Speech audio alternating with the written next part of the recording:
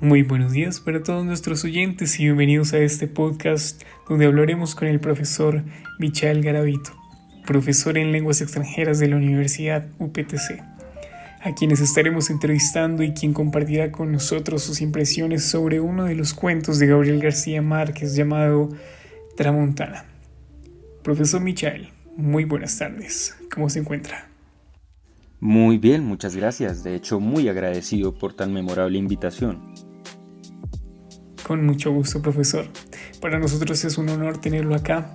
Ahora bien, quisiera que empezáramos contextualizando a nuestro público, contándole un poco sobre el Nobel de Literatura y creador de este cuento maravilloso.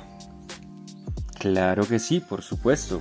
Gabriel García Márquez, como bien sabemos, nació en un pueblo pequeño, pero no solo muy pequeño, un pueblo muy hermoso colombiano, como la gran mayoría de los pueblos de este hermoso país, llamado Aracataca, en el norte de Colombia, por allá en el año 1927. Pero dicho pueblo fue llamado después por las gentes como Macondo, un pueblo nacido en la mente del escritor. En este pueblo transcurrieron muchas de sus obras, una de las más famosas y sin duda que si eres un amante de la literatura o por lo menos un fiel seguidor, si no la has leído por lo menos la has escuchado renombradas veces, 100 años de soledad.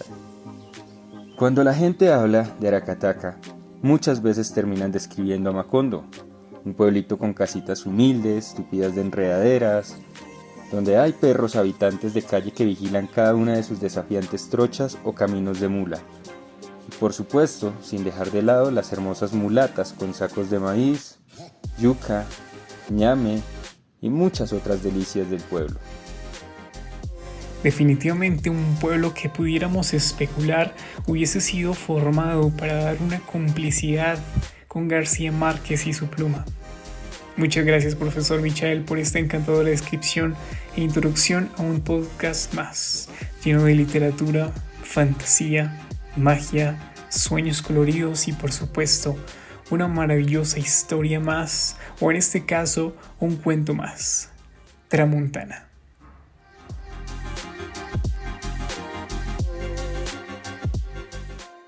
Lo vi una sola vez emboceado, el cabaret de moda en Barcelona, pocas horas antes de su mala muerte.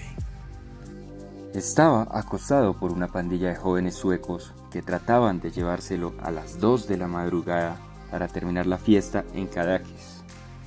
Eran 11 y costaba trabajo distinguirlos, porque los hombres y las mujeres parecían iguales, bellos, de caderas estrechas y largas cabelleras doradas. Él no debía ser mayor de 20 años. Tenía la cabeza cubierta de rizos empavonados, el cutis cetrino y terso de los caribes acostumbrados por sus mamas a caminar por la sombra, y una mirada árabe como para trastornar a las suecas, y tal vez a varios de los suecos. Lo habían sentado en el mostrador como a un muñeco de ventrílocuo y le cantaban canciones de moda acompañándose con las palmas para convencerlo de que se fuera con ellos. Él, aterrorizado, les explicaba sus motivos. Alguien intervino a gritos para exigir que lo dejaran en paz, y uno de los suecos se le enfrentó muerto de risa. ¡Es nuestro!, gritó. Nos lo encontramos en el cajón de la basura. Yo había entrado poco antes con un grupo de amigos, después del último concierto que dio David Oistrakh, en el Palau de la Música, y se me erizó la piel con la incredulidad de los suecos, pues los motivos del chico eran sagrados. Había vivido en Cadaqués hasta el verano anterior, donde lo encontraron para cantar canciones de las Antillas en una cantina de moda, hasta que lo derrotó la Tramontana. Logró escapar al segundo día con la decisión de no volver nunca.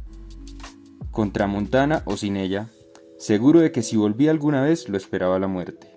Era una certidumbre caribe que no podía ser entendida por una banda de nórdicos racionalistas, enardecidos por el verano y por los duros vinos catalanes de aquel tiempo que sembraban ideas desaforadas en el corazón. Yo lo entendía como nadie. Cadaqués era uno de los pueblos más bellos de la Costa Brava y también el mejor conservado.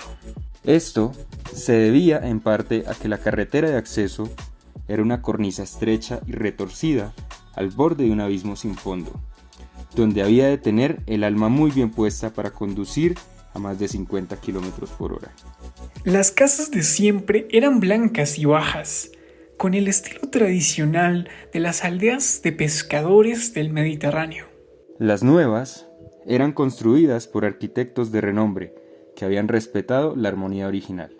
En verano, cuando el calor parecía venir de los desiertos africanos de la acera de enfrente, Cadaqués se convertía en una Babel infernal, con turistas de toda Europa que durante 3 meses le disputaban su paraíso a los nativos y a los forasteros que habían tenido la suerte de comprar una casa a buen precio cuando todavía era posible.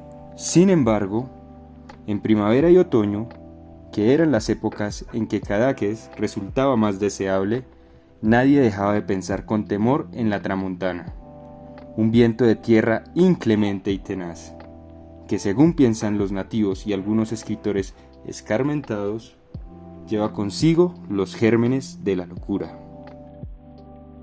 Si quieren escuchar la continuación y final de este cuento inimaginable, no dejen de escuchar nuestro próximo podcast la próxima semana. Profesor Michael, muchas gracias por su compañía y su complicidad en este corto viaje. Esperamos tenerlo de vuelta. Claro que sí, con todo gusto. Ha sido todo un placer. Hasta la próxima aventura. Y nuevamente, hasta pronto y una próxima ocasión para todos nuestros queridos oyentes. Hasta pronto y hasta una próxima ocasión a nuestros queridos oyentes. Esto fue otro podcast literario.